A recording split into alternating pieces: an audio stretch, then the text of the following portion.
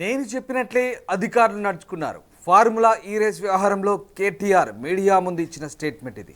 ప్రస్తుతం ఈ స్టేట్మెంటే కేటీఆర్కు ఉచ్చు బిగించబోతుందా అంటే అవుననే వార్తలు వస్తున్నాయి. సెక్షన్ 409 కింద కేటీఆర్కు షాక్ ఇవ్వబోతున్నారు ఏసీబీ అధికారులు. ఇక క్వాష్ పిటిషన్ అంశానికి సంబంధించి హైకోర్టు ఇప్పటికే ఈ నెల 31 వరకు అతన్ని అరెస్ట్ చేయొద్దంటూ ఆదేశించిన నేపథ్యంలో ఇక ఆ అంశం తేలగానే సెక్షన్ 409 కింద కేటీఆర్ను ఇరుకున పెట్టే అవకాశాలు కనిపిస్తూ ఉన్నాయి. సెక్షన్ 409 కింద నోటీసులు ఇవ్వకుండా అరెస్ట్ చేసే ఛాన్స్ కనిపిస్తోంది. మొత్తం మీద సెక్షన్ 409 ప్రస్తుతం కేటీఆర్ను భయపెడుతుందా అంటే అవునని అనిపిస్తుంది. ఇక ఫార్ములా రేస్ స్కామ్లో A1గా ఉన్నారు కేటీఆర్. ఇప్పటికే ఈ నేపథ్యంలో ఏసీబీ నుంచి ఆధారాలు సేకరించిన ఈడీ మనీ లాండరింగ్ యాక్ట్ అలాగే ఫిమా నిబంధనల ఉల్లంఘన కింద అతనికి నోటీసులు ఇచ్చింది. జనవరి 7న విచారణకు హాజరు కావాలంటూ ఈ నోటీసుల సారాంశం. దీంతో కేటీఆర్కు మరింత ఇబ్బందులు తలెత్తే అవకాశం కనిపిస్తుంది. ఓవైపు ఏసీబీ, మరోవైపు ఈడీ ఇద్దరు కూడా దూకుడు పెంచడంతో కేటీఆర్ అరెస్టు తప్పదనే వార్తలు వస్తున్నాయి. విజయ్ ఉన్నారు. విజయ్, కేటీఆర్కు సంబంధించి ఒకసారి విజయ్తో మాట్లాడే ముందు ఆ రోజు కేటీఆర్ మీడియా ముఖంగా ఏం మాట్లాడారో విందాం. విన్న తర్వాత మళ్ళీ మా కరెస్పాండెంట్ విజయ్ పూర్తి సమాచారం అందిస్తారు. నేను అరవింద్ కుమార్ గారికి ఏం చెప్పినా అంటే మనం ఫస్ట్ గవర్నమెంట్ నుంచి కడదాం, గ్రీన్కో కాకపోతే ఇంకో ఇద్దరు ముగ్గురిని దేవులాడి ఫస్ట్ ఇళ్ళకెళ్ళి కట్టినాయి మళ్ళీ వాళ్ళకి తీసేసుకుందాం, స్పాన్సర్షిప్ వాళ్ళ పేర్లు వాళ్ళవి పెడతాం, మన పైసలు మనకు వస్తాయి, చూసుకుందాం, నువ్వేం భయపడకు బాధపడకని ఆయనకు కూడా చెప్పినాం. ఈవీలలో మొబిలిటీ వ్యాలీలో టాప్ ఛాంపియన్ చేయడానికి ఓ 55 కోట్లు అర్జెంట్ కట్టాలంటే కట్టినాం. దీని మీద కూడా అరవింద్ కుమార్ గారు ఫైల్ పంపినరు, నేను సంతకం కూడా పెట్టినా. ఆయన తప్పేం లేదు, అది కూడా చెప్తున్నాను, కులా చెప్తున్నాను. మంత్రిగా నాదే బాధ్యత, నేనే సంతకం పెట్టినా, నేనే గవర్నమెంట్గా డిసిషన్ తీసుకున్నా. నేను అరవింద్ కుమార్ గారికి ఏం చెప్పినా అంటే మనం ఫస్ట్ గవర్నమెంట్ నుంచి కడదాం, గ్రీన్కో కాకపోతే ఇంకో ఇద్దరు ముగ్గురిని దేవులాడి ఫస్ట్ ఇళ్ళకెళ్ళి కట్టినాయి మళ్ళీ వాళ్ళకి తీసేసుకుందాం, స్పాన్సర్షిప్ వాళ్ళ పేర్లు వాళ్ళవి పెడతాం, మన పైసలు మనకు వస్తాయి, చూసుకుందాం, నువ్వేం భయపడకు బాధపడకని ఆయనకు కూడా చెప్పినాం. ఈవీలలో మొబిలిటీ వ్యాలీలో టాప్ ఛాంపియన్ చేయడానికి ఓ 55 కోట్లు అర్జెంట్ కట్టాలంటే కట్టినాం. దీని మీద కూడా అరవింద్ కుమార్ గారు ఫైల్ పంపినరు, నేను సంతకం కూడా పెట్టినా. ఆయన తప్పేం లేదు, అది కూడా చెప్తున్నాను, కులా చెప్తున్నాను. మంత్రిగా నాదే బాధ్యత, నేనే సంతకం పెట్టినా, నేనే గవర్నమెంట్గా డిసిషన్ తీసుకున్నా. ఫార్ములా ఈ రేస్ కార్ వ్యవహారంలో తాను చెప్పినట్లే అధికారులు నడుచుకున్నారంటూ కేటీఆర్ బాహాటంగా ప్రకటించడంతో ప్రస్తుతం ఆ అంశమే అతనికి ఇబ్బందులు తెచ్చేలా ఉంది. సెక్షన్ 409 కింద ఏసీబీ దూకుడు పెంచే అవకాశం కనిపిస్తుంది. ఇంతకీ ఏంటి 409 కింద ఆ సెక్షన్ ఏం చెప్తుంది, కేటీఆర్కి ఎలాంటి ఇబ్బందులు తలెత్తబోతున్నాయి?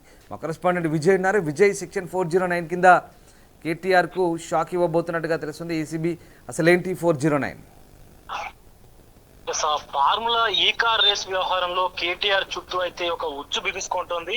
సో తమకు అందినటువంటి ఫిర్యాదు ఆధారంగా కేటీఆర్ ను A1 గా, అరవింద్ కుమార్ ను A2 గా, అలాగే BLNN రెడ్డిని A3 గా కేసు నమోదు చేసినటువంటి ఏసీబీ అధికారులు ఫిర్యాదులోని ప్రతి అంశానికి కూడా పక్కా ఆధారాలు సేకరించి తాము సేకరించినటువంటి ఆధారాలు, అలాగే మంత్రి హోదాలో కేటీఆర్ చేసినటువంటి తప్పులు, సచివాలయ బిజినెస్ రూల్స్ ను ఉల్లంఘన, అలాగే ఆర్థిక శాఖను బేఖాతారు చేసినటువంటి వైనాన్ని కూడా ఆ పూసకు గుచ్చినట్లే కూడా కౌంటర్ అఫిడవిట్ ద్వారా ఏసీబీ హైకోర్టుకు అయితే సమర్పించింది, దాఖలు చేసింది పిటిషన్ కూడా. అయితే ఫార్ములా ఈ రేస్ కు సంబంధించినటువంటి ఈ కేసుకు సంబంధించి అంతా కూడా తన కనుసన్నల్లోనే జరిగిందని, పూర్తి బాధ్యత కూడా తనదేనని టీవీల్లో కేటీఆర్ చెప్పినటువంటి అంశాన్ని ప్రస్తావిస్తూ కూడా ఆయన ఏ విధంగా నేరస్తుడు అవుతారో వివరాలను కూడా ఏసీబీ అధికారులు హైకోర్టు ముందు పెట్టారు. సో ఈ యొక్క ఫార్ములా ఈ రేస్ కేసులో 1, 2 కాదని అనేక ఉల్లంఘనలు జరిగాయని చెప్పి కూడా ఏసీబీ అయితే పేర్కొంది. ఒప్పందం చేసుకోవడానికి ముందే నిధులను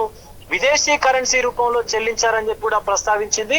అలాగే 2022లో తొలిసారి చేసుకున్నటువంటి ఒప్పందంలోనూ గవర్నర్ అనుమతి తీసుకోలేదని, 2023లో చేసుకున్నటువంటి ఒప్పందంలో కూడా ఒక అడుగు ముందుకు వేసి విదేశీ కరెన్సీ రూపంలో నిధులు చెల్లింపు చేయడం పూర్తిగా నేరపూరితమైనటువంటి చర్యనని కూడా ఆ ఏసీబీ అయితే స్పష్టం చేసింది. మొత్తం 54 కోట్ల సుమారుగా 90 లక్షలు అంటే సుమారుగా 55 కోట్ల రూపాయలను కూడా కేటీఆర్ నిర్దేశ ప్రకారమే ఖర్చు చేశారని చెప్పేసి కూడా ధృవీకరించింది అధికారులు. అయితే ఇందులో ప్రాథమికంగా ఆధారాలు ఉన్నాయి కాబట్టి కేసు నమోదు చేసినట్టుగా కూడా ఏసీబీ న్యాయస్థానానికి అయితే ఒక నివేదికనైతే అందించింది.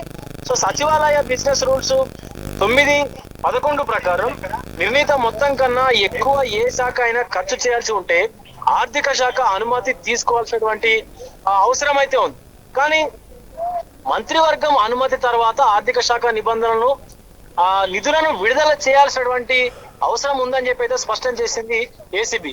సో తెలంగాణ స్టేట్ ఫైనాన్స్ కోడ్లని ఆర్టికల్ 51B అలాగే ఆర్టికల్ 299 ప్రకారం విదేశీ కంపెనీతో ఒప్పందం చేసుకోవాలంటే గవర్నర్ అనుమతి తీసుకోవాల్సిందేనని ఏసీబీ అయితే తేల్చి చెప్పింది రామదాస్. సో నీటిని ఉల్లంఘించి అంటే వీటన్నిటిని కూడా ఉల్లంఘించి ఆర్థిక ఒప్పందం చేసుకోవడం అంటే విచారించదగ్గ నేరమేనని చెప్పేసి కూడా కోర్టుకైతే ధర్మాసనానికి అయితే ఏసీబీ వ్యాఖ్యానించింది. కోడ్ అమల్లో ఉన్నటువంటి అంటే ఎలక్షన్ కోడ్ అమల్లో ఉన్నటువంటి సమయంలో ఎన్నికల కమిషన్ అనుమతి కూడా తీసుకోకుండా సో ఆ డబ్బును విడుదల చేయడం నేరం అని చెప్పి కూడా ఏసీబీ అధికారులు అయితే కోర్టుకు వివరించారు. సో ప్రభుత్వ ఆస్తి పైన ఆధిపత్యం కలిగి ఉన్నటువంటి ప్రజాప్రతినిధిగా నేరపూరిత విశ్వాస ఉల్లంఘనకు పాల్పడితే సెక్షన్ 409 వర్తిస్తుందని కూడా తెలిపింది ఏసీబీ. సో ఈ సెక్షన్ కింద నోటీసులు ఇవ్వకుండా అరెస్ట్ చేసేందుకు ఏసీబీకి అయితే అధికారం అయితే ఉందని చెప్పి కూడా ఈ విషయాన్ని పలువురు న్యాయ నిపుణులు కూడా ధృవీకరిస్తా ఉన్నారు. సో డిసెంబర్ 31లోగా కేటీఆర్ పాస్ట్ పిటిషన్ కూడా హైకోర్టు కొట్టేస్తే సెక్షన్ 409 కింద ఏసీబీ నోటీసులు ఇవ్వకుండానే డైరెక్ట్ గానే కేటీఆర్ ను అరెస్ట్ చేసేటువంటి అవకాశం అయితే ఉందంటున్నారు ఆ న్యాయ నిపుణులు కూడా. మంత్రివర్గం ఆమోదం లేకుండా రిజర్వ్ బ్యాంక్ అనుమతి తీసుకోకుండా వ్యవహరించడం పైన సెక్షన్ 18(1)A కింద కూడా నేరం అని చెప్పేసి కూడా ఏసీబీ తన కౌంటర్ అఫిడవిట్ లో అయితే పేర్కొంది. సో ఈ విధంగా తాము నమోదు చేసినటువంటి ప్రతి సెక్షన్ కు కూడా సంబంధించి కేటీఆర్ తదితరులు ఆ కేసులో ఉన్నటువంటి తదితరులు ఏ విధంగా కేసు విచారణకు అర్హులు కూడా వివరిస్తూ ఒక సుదీర్ఘ కౌంటర్ అయితే ఏసీబీ హైకోర్టు ముందు అయితే ఉంచింది రామదాస్. మరొక వైపు ఫార్ములా ఈ కార్ రేసింగ్ కేసులో బీఆర్ఎస్ వర్కింగ్ ప్రెసిడెంట్ అలాగే ఇప్పుడు బీఆర్ఎస్ ఎమ్మెల్యే కేటీఆర్ కి అయితే ఈడీని కూడా నోటీసులు అయితే జారీ చేసింది. జనవరి 7, 2025 తమ ఎదుట విచారణకు హాజరు కావాలని చెప్పేసి కూడా ఎన్ఫోర్స్మెంట్ డైరెక్టరీ అయితే నోటీసుల్లో వెల్లడించింది. సో సీనియర్ ఐఏఎస్ అధికారి అరవింద్ కుమార్ అలాగే హెచ్ఎండిఏ మాజీ చీఫ్ ఇంజనీర్ బిఎల్ఎన్ఎన్ రెడ్డికి సైతం ఈడీ నోటీసులు కూడా అందజేసింది. సో వీరిద్దరిని జనవరి 2, 3 తేదీల్లో విచారణకు రావాలని చెప్పింది. ఏసీబీ ఎఫ్ఐఆర్ లో ఆధారంగా పిఎఫ్ఎల్ఏ కింద వారిని ఈడీ విచారణ కూడా చేయనుంది.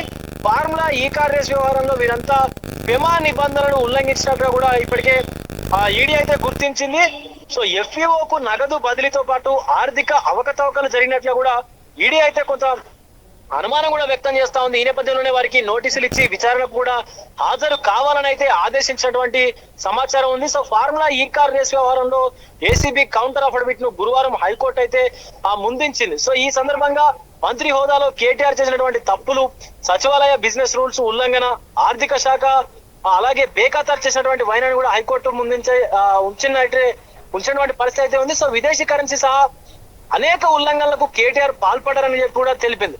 సో సచివాలయం బిజినెస్ రూల్స్ 9-11 ప్రకారం నిర్ణీత మొత్తం కన్నా ఎక్కువ గనక ఖర్చు చేయాల్సి వస్తే మనకు ఇదివరకు చెప్పుకున్నట్లే ఆర్థిక శాఖ అనుమతి అయితే ఖచ్చితంగా తీసుకోవాల్సినటువంటి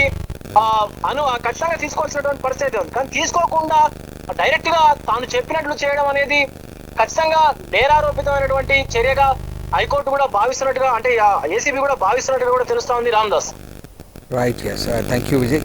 సో కేటీఆర్కు ఇటు ఏసీబీ రూపంలో అటు ఈడీ రూపంలో చిక్కులు తప్పేలా లేవు. ముఖ్యంగా సెక్షన్ 409 కింద కేటీఆర్కు షాక్ ఇచ్చే అవకాశాలు కనిపిస్తూ ఉన్నాయి. ఇప్పటికే ఆర్థిక అవకతవకలకు సంబంధించి అటు ఏసీబీ నుంచి ఆధారాలు సేకరించిన ఈడీ కూడా నోటీసులు ఇచ్చింది. జనవరి 7న విచారణకు రమ్మని పిలుస్తోంది.